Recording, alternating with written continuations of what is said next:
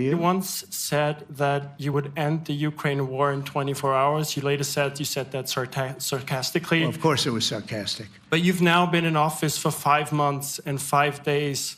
Why have you not been able to end the Ukraine war? Because it's more difficult than people would have any idea. Vladimir Putin has been more difficult. Frankly, I had some problems with Zelensky. You may have read about him. And it's been more difficult than other wars. I mean, look, we just ended a war in 12 days that was simmering for 30 years, frankly.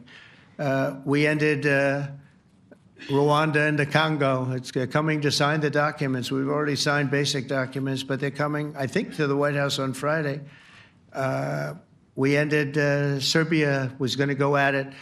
But maybe the most important of all, India and Pakistan. And that wasn't whether or not they may someday have nukes like we're talking about in the Middle East, like we're talking about with Israel and Iran. This is they have nuclear weapons. I ended that with a series of phone calls on trade. I said, look, if you're going to go fighting each other, it was getting very bad. You know how bad that last attack was. It was really bad. If you're going to go fighting each other, we're not doing any trade deal. No, you have to do a trade deal. I said, we're not doing any trade deal. And in fact, I had the general, who was very impressive. The general from Pakistan was in my office last week. You know, Prime Minister Modi is a great friend of mine. He's a great gentleman. He's a great man.